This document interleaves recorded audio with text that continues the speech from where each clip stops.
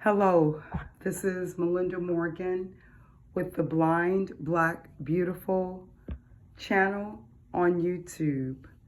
Today is March 4th, 2024, and I want to continue with this information bank coming from someone who is visually impaired to express what it is like to be visually impaired.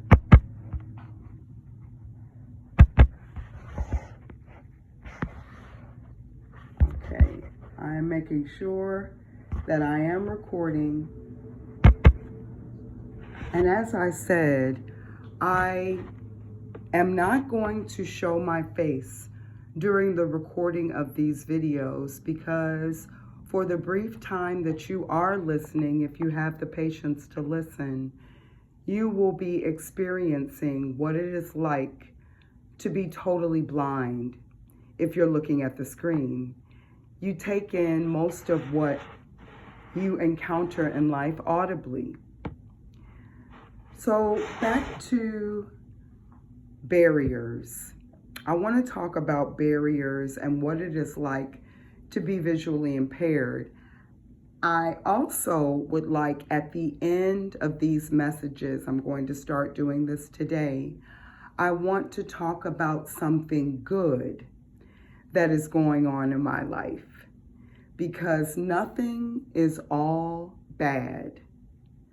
Just like I'm sure during the times of slavery, when it was literally hell on earth as an experience, it did not remove the opportunity for a good experience to be had by our people. In many instances, we sang and made up songs like Kumbaya, Come By Here, My Lord, and did the creative things, the cooking and the cuisine that is known from the people of color and our heritage that started so horribly. There were good times. Being totally blind is an extremely difficult experience. The most difficult aspect of the experience comes in the form of the way that the totally blind are perceived. Americans with disabilities, specifically, not just blindness, all of the other disabilities that fall under the ADA guidelines, statutes, and laws, that although they exist, in many ways they are not enforced. You find that companies try to give an appearance, or even people, friends, family, there is a certain look that a theory has on the outside. The reality of what it is like to be totally blind on the inside is a personal walk. Today is 70 degrees outside, and yesterday I spoke of barriers and how you can't be a sick and shut-in. Yet, there is the reality of crime and its presence. As soon as the weather gets warm, that is kicked up, especially when you have a 70-degree day in March. So when I stepped outside, I know how to get from point A to point B, connected to the various lessons that I've taken from my orientation and mobility trainer at the Chicago Lighthouse for the Blind. He's been my trainer since 2021. He is excellent at what he does. I also have had the same therapist since 2021 who has witnessed personally, to the extent that it has even disabled her in many instances emotionally because of her anger. She's walked this walk with me, and she has witnessed personally all the barriers, because she oftentimes is the one that has to just pick up the reins. Otherwise, various things in my life would be unavailable, like safe housing, the possibility of continued education. Having completed a program, I still have not been availed of the services connected to trying to enroll in school, and I can't do it on my own the way that things are coded on the internet. Even the sighted have challenges with the internet. So it's sort of impossible. That is one of the barriers that she has helped me sort of manage. The housing issue we have been fighting for since 2021, for something that is given to all that I don't seem to gain access to because of my visual impairment and the various barriers that they present because they don't take the visually impaired into consideration when offering these various services. And once they do call you back, if they ever do, it can take up to a year. I applied for something in 2022, and I just spoke with someone at the beginning of January of this year on that particular issue. This after they shut down that program and now are trying to claim that I no longer have access, even though I met all of their requirements with the various supportive documentation, etc., to prove my eligibility. They now are saying that they have suspended that program. So that's another issue that my therapist has dealt with me. And it's one of the things that people who have disabilities deal with on a regular basis, to the point that it is almost crippling, extremely upsetting and disappointing. And it challenges the very root of faith in people. Because after all, these systems are made up of people. These same people, oftentimes, we greet in our everyday lives, whether it's in the form of friends and family or just individuals on the street whom encounter us.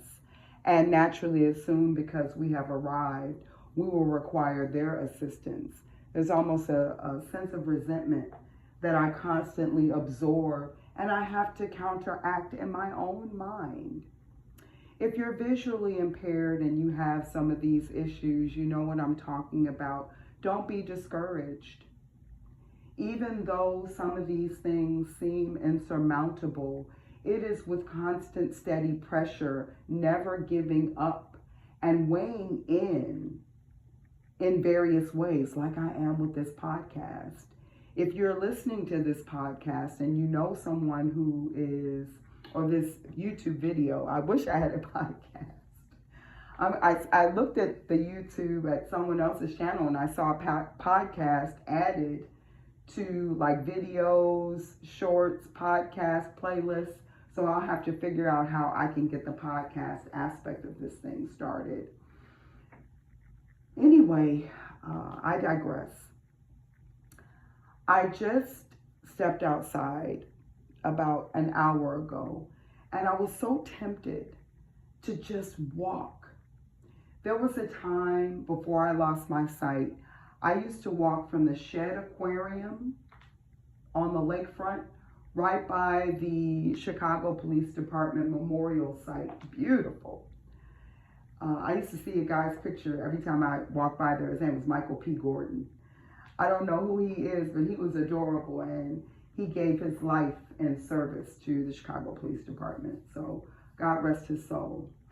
To continue, I used to walk from the Shed Aquarium with a backpack filled with water, with some grapes or tortilla, with a little bit of cheese, like a little quesadilla, or prunes and Triscuits. And I would walk from there to 67th and Dorchester, to where someone close to me resided. And then once I was done with the visit, I would walk back. I did that 3 times a week. I was trying to lose weight. When I started, I weighed 192 pounds. It was in April of 2008. By my birthday in August, I had lost 70 pounds. I was a size 2. I could almost fit into a size 0. And I was solid as a ginger root. You know, I enjoyed it. I loved it. When I went out today, And before I even go out at any point, over the 15 years that I've been blind, I've never been able to do that since. And I grieve over it. I'm sure there are probably services and things that are, in theory, hoped for individuals like myself who are visually impaired, who used to have an active life of walking. But today, I was afraid to walk because I understand that something could happen to me. I'm an attractive Black woman who, to look at, you don't know that I'm blind. You can tell quickly because if you watch me trying to move around, it will become blatantly apparent. I mention this because one of the barriers that I want to focus on today, outside of the ones that I've mentioned so far, is the barrier of people just reaching out in your direction. I know dozens of people, and I would like to appeal to anyone listening. If you know someone that is blind and you encounter a day like today where it is absolutely beautiful, if you know someone that is blind and you know that you're going to the store, you're going to pass their house, and there could be the possibility that they need someone to grab a couple of things from the store and maybe bring it to them, or take a walk on a day like today where it's beautiful. If you know someone that is blind who you know doesn't get out because they don't have those types of experiences where people say, hey, it's a beautiful day. You want to go and take a walk? Or, hey, I'm going to the store. I don't really necessarily have the time to take you with me, but I'd be glad to pick up a couple of things and drop them off. Anything that you can do to help to enrich the life of someone who is living with a disability, consider doing it. Consider if the tables were turned and you were in a position where oftentimes when people come around you, you do need something. Last year, I think I might have left my house 10 times, 15 times, connected to appointments and various things that I absolutely had to do. I have a very close friend who works as a personal assistant with me, and when he comes, the couple of days, maybe 3-4 days a month, when he comes on those days, weather permitting, he takes me out, and it's wonderful. It just gets me excited, and then when he's not there, I really am sort of at a loss and almost afraid to reach out and ask directly. All these various people that I know, the dozens of friends that I have on Facebook, etc., that live in Chicago, maybe there's an opportunity in your day or in your life where you would open yourself up to considering enriching the life of someone who has a disability by offering your time and your love to enjoy a day like today, to assist them with reading their mail, to assist them in their garden that is grown over because maybe they're confined to a wheelchair and they just can't get out there and plant those roses. Things of that nature. I want to raise awareness about Americans with disabilities and some of these various barriers that exist, some of the things that go on in our own minds, and we're in some cases just afraid to talk about it. And when we have tried to talk about it, we reach such a wall of resistance in the form of a barrier that, like when you touch a burning hot stove, you don't want to touch it again because you don't want to be hurt. I think that over time, if these videos are shared with individuals with disabilities or individuals who care for individuals with disabilities, or anyone who just happens to be interested to know how they can contribute to society, and they're wondering how they can do it. You can always reach out to channels like mine and communicate with individuals like me, and I know exactly where to send you, not just in my direction, but in the direction of other people that I know who are disabled and just don't have the proper support. You can be in a crowd and all by yourself. That's what it feels like to be visually impaired for me. And with this channel, I'm able to open a dialogue with individuals who have the time and the patience to listen to these words. If you happen to be visually impaired or living with a disability, I hope that you will continue to join me as I continue to make these videos over time, and they will mount.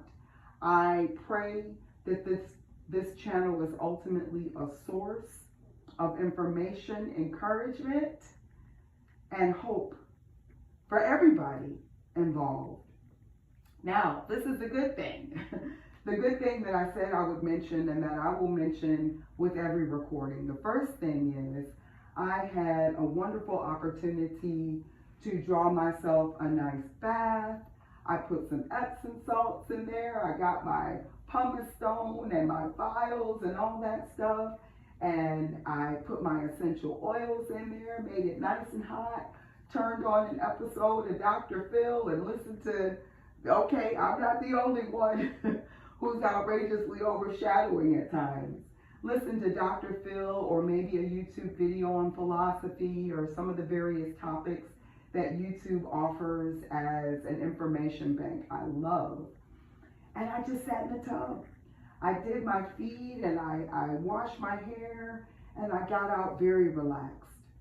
Another great thing that I started last night was I put on 3 turkey tails, slow cooking. I turned them off last night. When I got up this morning, I turned it on again. I took my long bath, and now they are cooling on the counter, waiting to be added to something like potatoes and maybe some broccoli. And I can enjoy them. They're going to be delicious. When I get to a point where maybe I can create a video where I'm cooking, I will do so. If you have something that you like to do and you're disabled, find that thing. If it's music, if let's say you're confined to a wheelchair and you can't move around, you can listen to music. If you got a phone, turn on your favorite song, play it on repeat, and just tap your hand on your leg. If that's all you can do, you do that. If you're visually impaired, be careful, but dance around your room. You know, I will caution anyone who is disabled about just venturing out with a sense of